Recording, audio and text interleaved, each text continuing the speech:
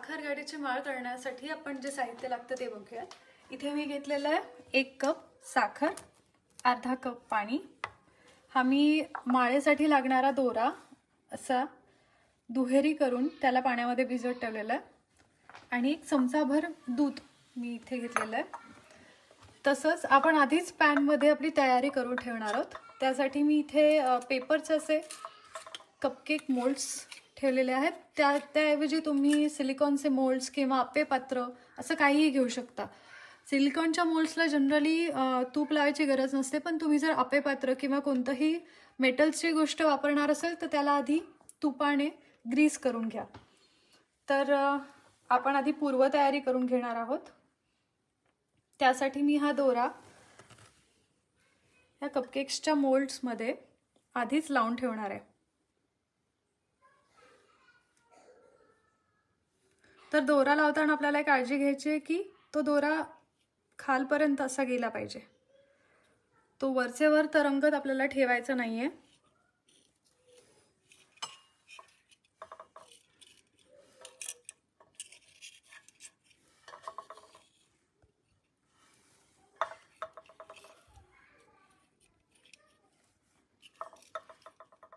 व्यवस्थित खाली दाबून ठेवायचा आहे।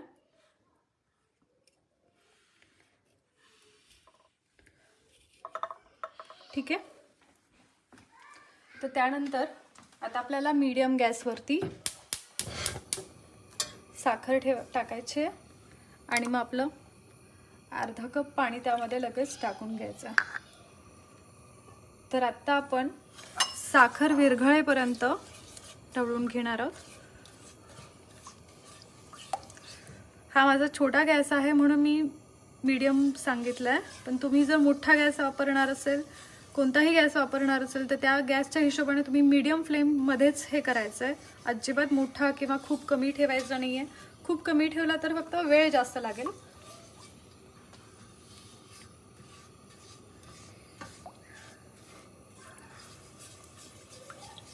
तर आपण आता ही साखर व्यवस्थित विरघळेपर्यंत, म्हणजे पाणी पूर्ण क्लिअर होईपर्यंत त्याला ढवळत राहायचं आहे।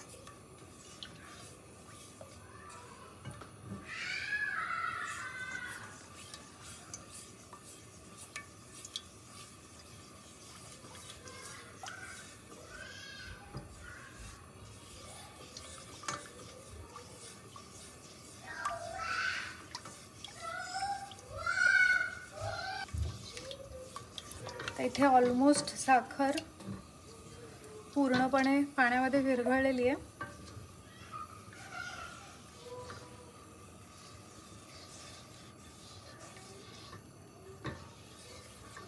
साधारण ही प्रोसेस चालू केल्यापासून पाक बनेपर्यंत 8 मिनिट लागतात। पण आता हे सगळं आपण भांडं कोणतं घेतोय, आपला गॅस किती आहे त्याप्रमाणे थोडंफार चेंज होऊ शकतो। त्यामुळे तुम्हाला मी कन्सिस्टन्सी कशी पाहिजे हे दाखवणारच आहे। तर आता इथे तुम्ही बघाल की साखर पूर्णपणे विरघळलेली आहे। आता याला व्यवस्थित बुडबुडे येऊन द्यायचे आहेत। पाणी व्यवस्थित उकळलेलं दिसलं, बुडबुडे यायला लागले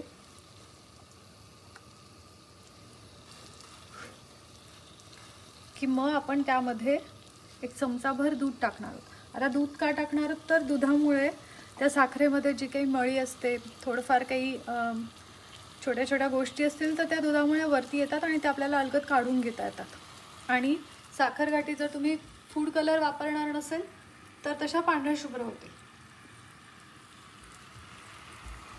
आता याला छान बुडबुडे यायला लागलेले आहेत। आता आपण इथे अगदी चमचाभर, खूप नाही, दूध टाकणार आहोत आणि मग थोडंसं त्याला हलवून घेणार आहोत।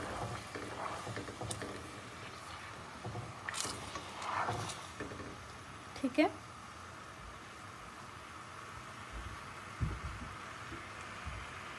आता तुम्हाला दिसेल दुधामुळे ती जी थोडीफार जरी काही साखरेमध्ये मळी असेल तर ती अशा पद्धतीने बाहेर येते।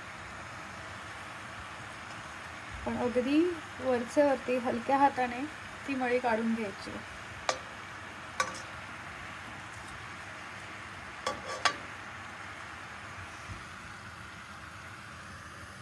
तुम्ही बघाल तिथे त्याचा कलर थोडासा मळकट आहे.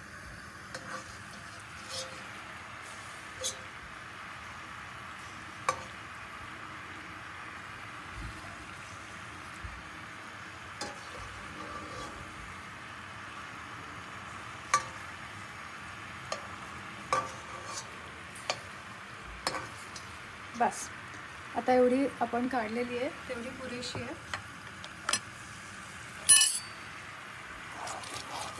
मध्ये मध्ये जेव्हा जशी शक्य होईल तशी हे हलवत राहायचं आपण मिश्रण आणि याला व्यवस्थित बुडबुडे येऊन द्यायचं. शक्यतो कडांना जास्त लागू देऊ नका, कारण मग साखर ही नंतर कॅरमलाइज व्हायला लागते आणि जितकी ती जास्त साईडला लागेल तितका त्याचा कलर चेंज होईल, ब्राऊन व्हायला सुरुवात होईल. आता तुम्ही जर बघितलं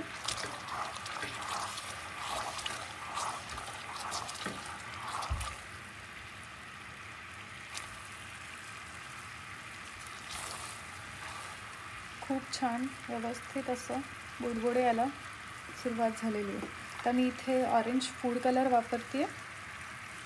अगदी 2 थेंब मी फूड कलरचे टाकणार आहे.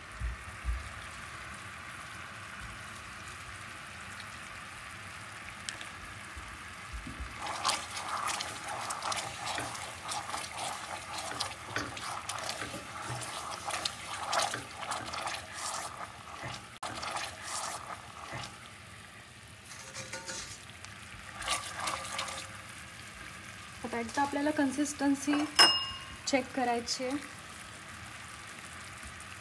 हा अजूनही ओघळणारा पाक आहे, तर आपल्याला गोळेबंद पाक तयार करायचा आहे. त्यासाठी आपल्याला अजून थोडा वेळ याला छान उकळून द्यायचं आहे.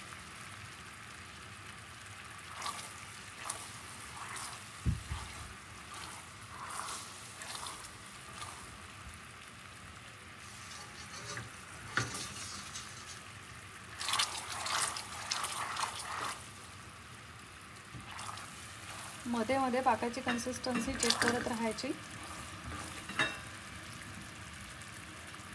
वेळ लागतोय म्हणून मोठ्या गॅसवरती ठेवायचं नाही आहे. आता जर तुम्ही बघितलं तर हा पाक बऱ्यापैकी होत आलेला आहे. अगदी पुढच्या काही सेकंड्समध्ये पाक तयार झालेला असेल.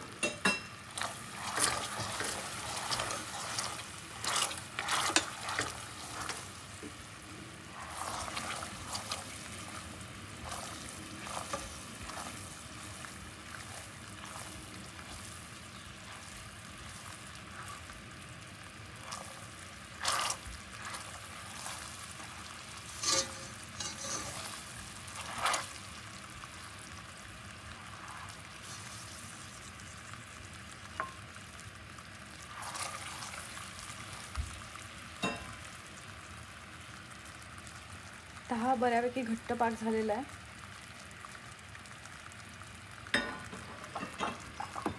अजून थोड्या एक चमचा तयार ठेवा आपल्याला मोल्ड्समध्ये टाकण्यासाठी.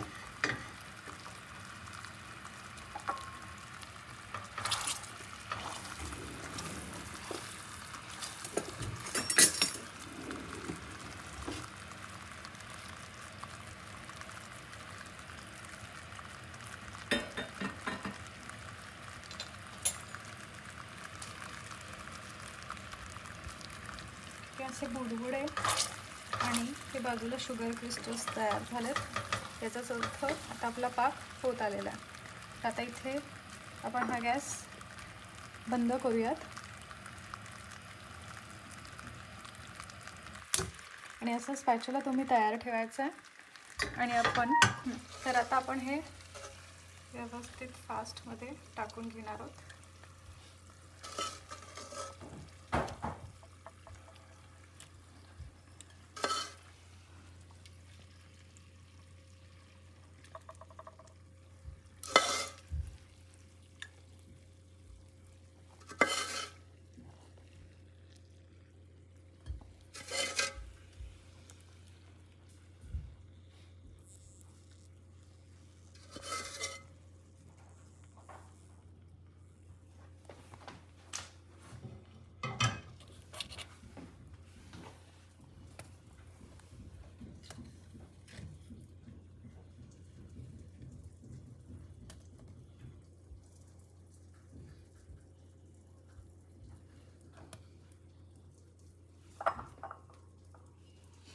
तर आता तुम्ही बघू शकता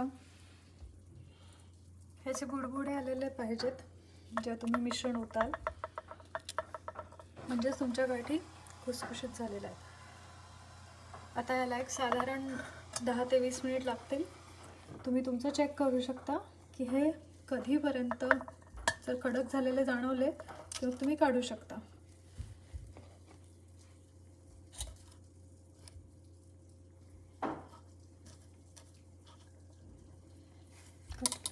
बघू शकता ते आपण गाठी काढायला घेऊयात.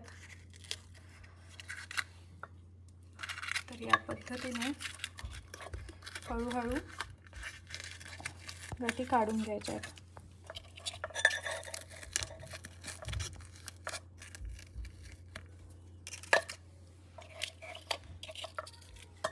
तर तुम्हाला जर असं जाणवलं की आपण गाठी टाकण्याआधीच शुगर क्रिस्टलाइज झाली होती किंवा ती साखर बनायला सुरुवात झाली होती भांड्यामध्येच, तर तुम्ही थोडंफार पाणी ॲड करून पुन्हा एकदा त्याची कन्सिस्टन्सी व्यवस्थित करून मग तुमच्या मोल्ड्समध्ये टाकू शकता.